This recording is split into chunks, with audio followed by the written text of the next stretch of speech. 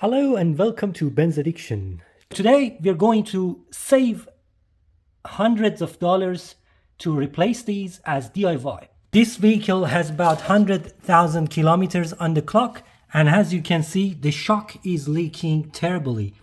Over here we have the 40 amp fuse for the air compressor.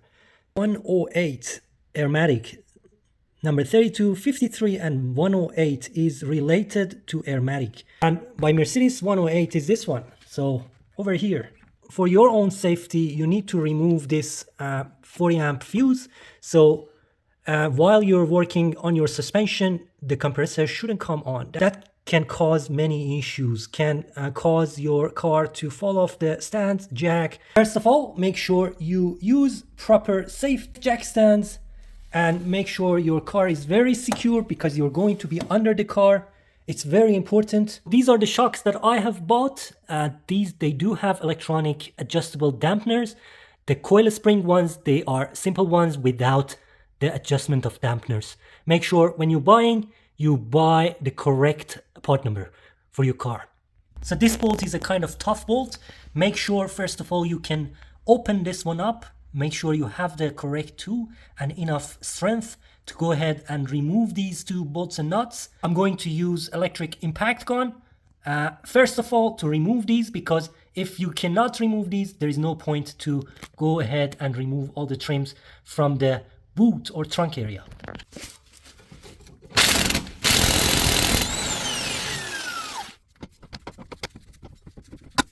So this is number 24. And this is number 24 as well. And then there is one small plug that we need to disconnect from here. And that should be pretty easy. That's it.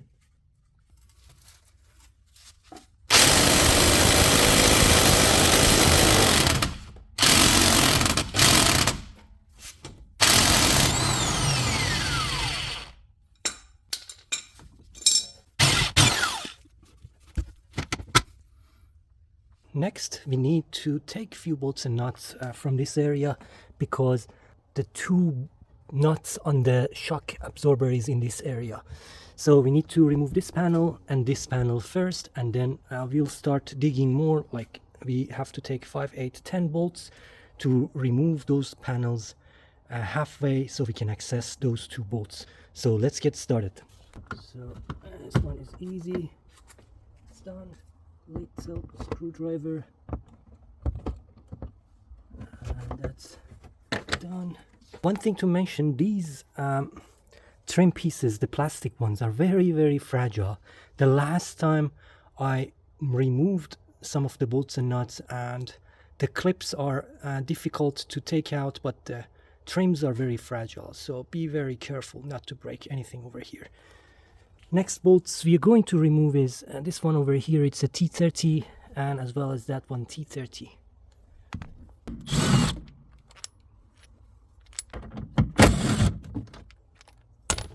And then there's another one on that corner.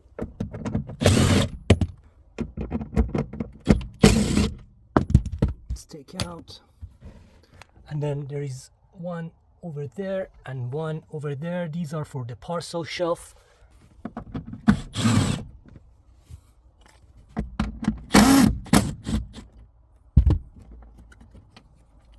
At this point we need to remove the floor board. So we need to remove this by removing this plastic from here.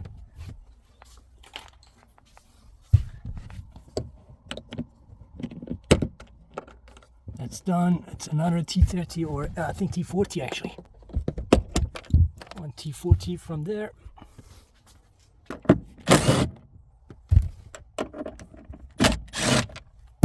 Lots of removals from here, as I said, but it's an easy task to put them back anyway. So good model for you. So that's removed.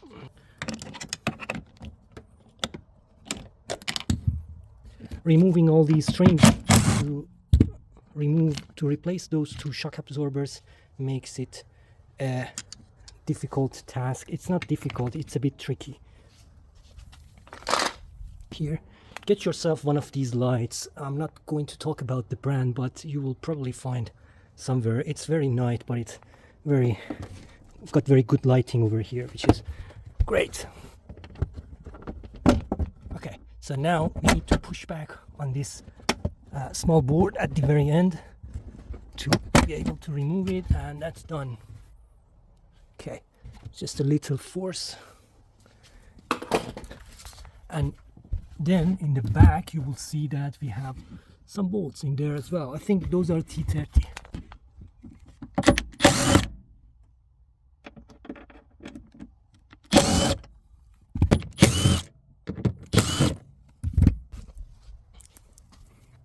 From here,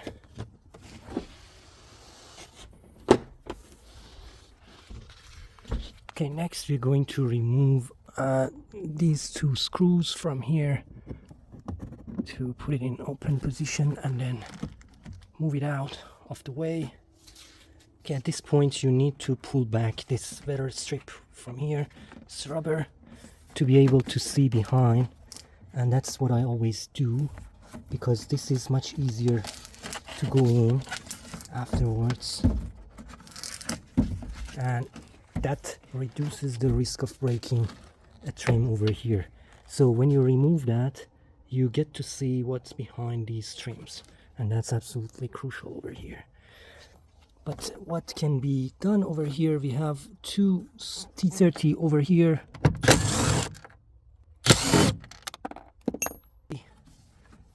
One more in here, down below. Over here you need to push up gently on this one with two hands and then remove it like that. There's only 2, 4 and 6 clips underneath. That's easy to remove. So, and then everything becoming easier over here. So now we have to keep going, and just like that we are getting access to these bolts over here.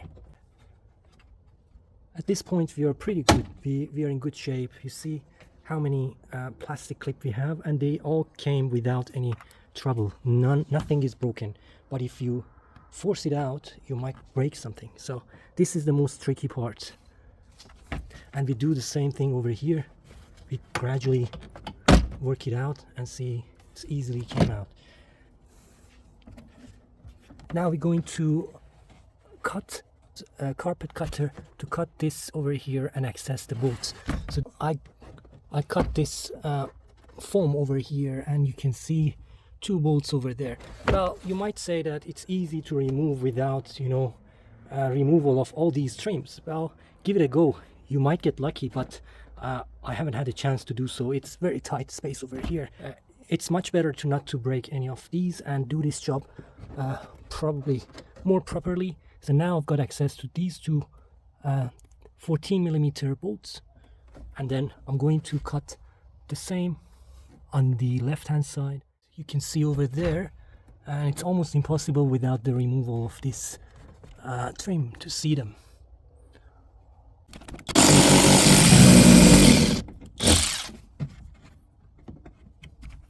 Okay, 14mm nut is over here. Here's the second one.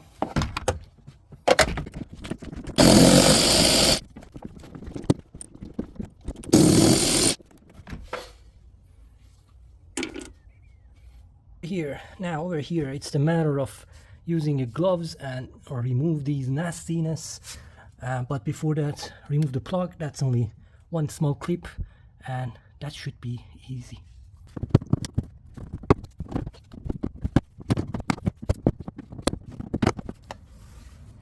Okay, 1 nut, 2 nuts,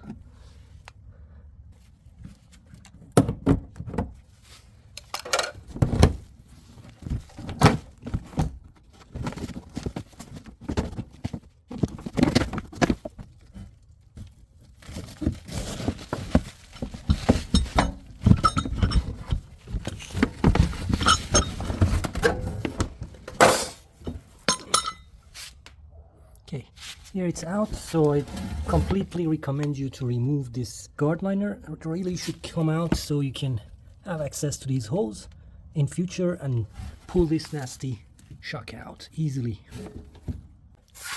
Okay, and the new one is going in.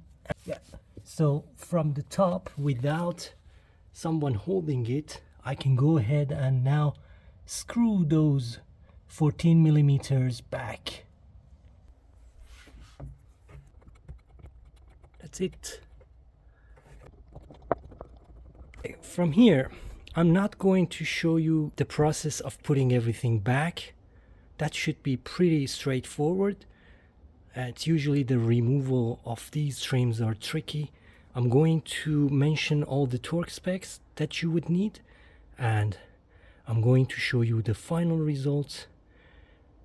One thing about this lower bolt, which the torque setting is 17 Newton meter, and you have to tighten up from nut side, and the torque setting for these top nuts is only 20 Newton meter, or you can tighten up, snug it, and then turn another quarter of a turn. So everything is gradually going back. It's only the matter of patience. It's nothing difficult really. You just need to make sure that the white clips are matching with the holes. Use a torch to see the holes and then smash it back in. That should be easy and should not damage the trims or the clips. So the clips are all in and it's very intact. All that is left are a few of the surrounding bolts and nuts, and that's it. Okay, everything is back over here and we're done and dusted. Let's finish the job underneath the car and check it out.